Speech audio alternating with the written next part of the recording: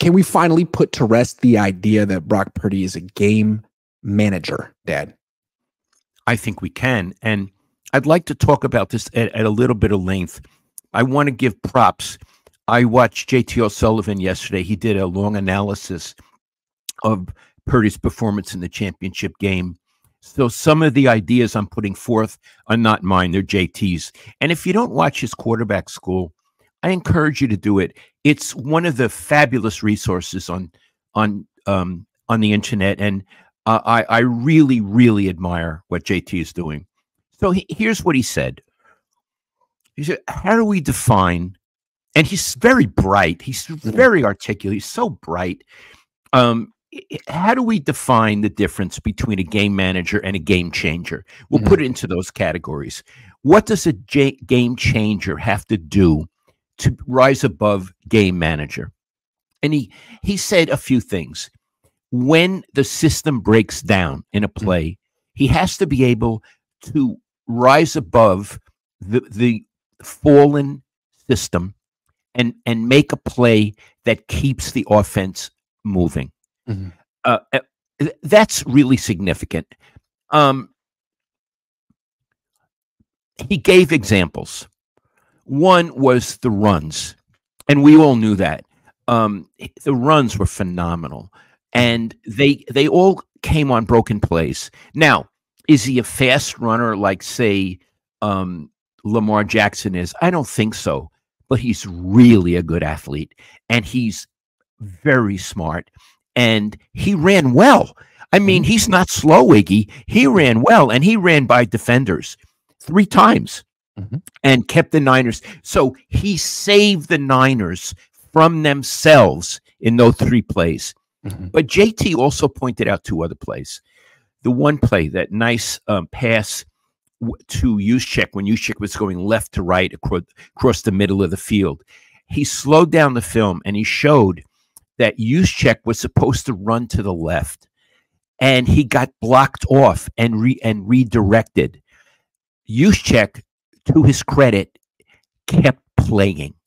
So he was blocked off, and he thought, I'll run to the right. No one, the quarterback doesn't expect him to be there, but maybe he can find me if he needs me. Well, Purdy couldn't find anybody, and now he sees Juszczyk. And what J.T. O'Sullivan said was, this is a high IQ play for each of them.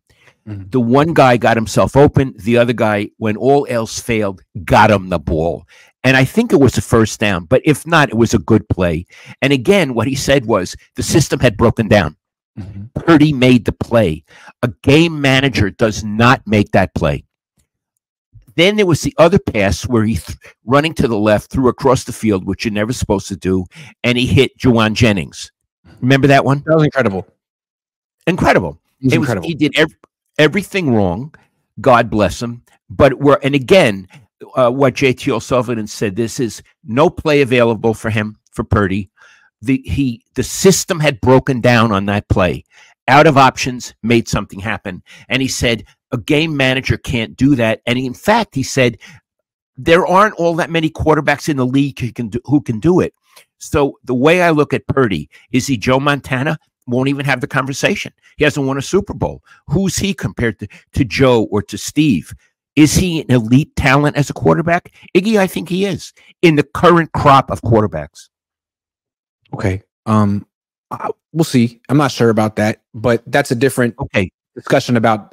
This is a discussion about the definition of things, which I like. It's fun. The definition of a game manager. I agree. He's definitely not a game manager. So what is a game manager? This is something. I mean, this whole discussion was started by Cam Newton. God love him, and he said Brock Purdy, Dak Prescott, Jared Goff, Tua Tagovailoa, all game managers. And to me, the definition of a game manager is someone. It's a mentality. Alex Smith had it.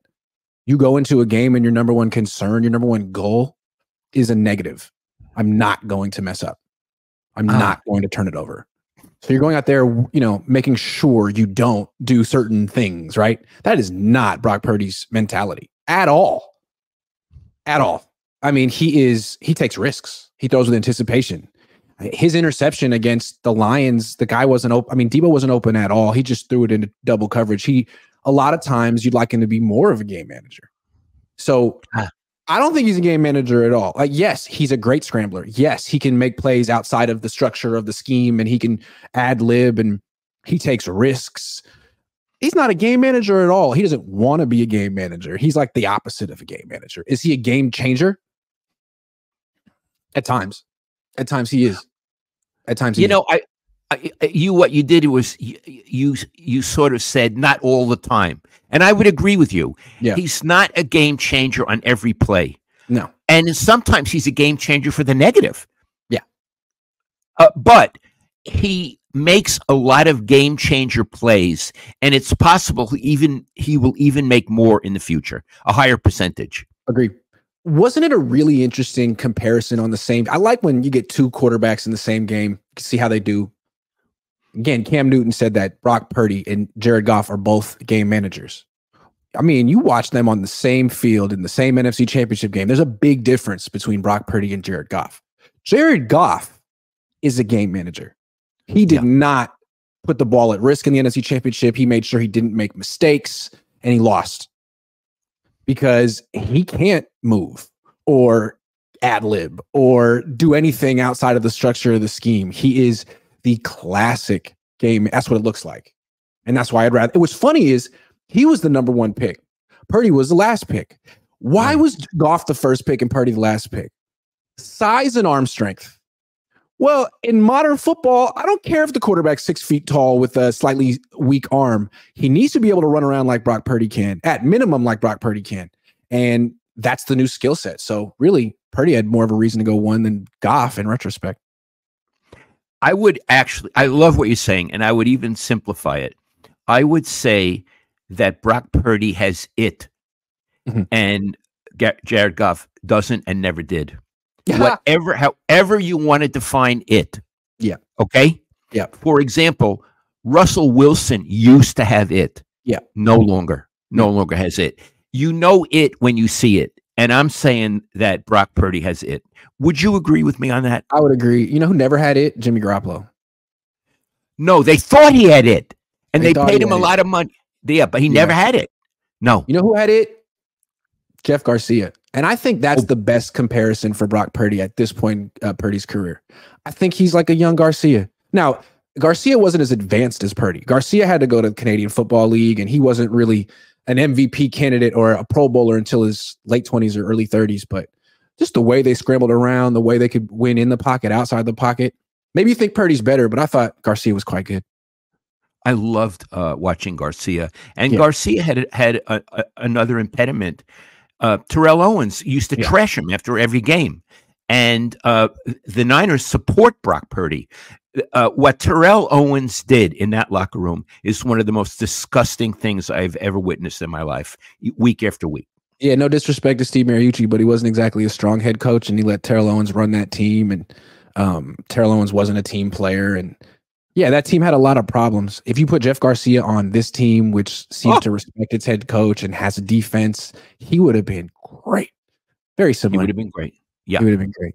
Would have looked like this. Would have been great. And I remember actually one time interviewing Jeff Garcia back in 2017, like before. It was during the Chip Kelly era. And I think it was right before they played Kyle Shanahan and the Falcons. And I was asking who they should try to get. And he was saying, man, they could get Kyle Shanahan. I think it would be good for Colin Kaepernick. And he just kind of went off on a tangent. Like, I would have loved to play for the Shanahans. Jeff Garcia saying, I would have loved to play in that system. Well, we kind of see what it looks like right now. Yeah. He would love to. He'd be great.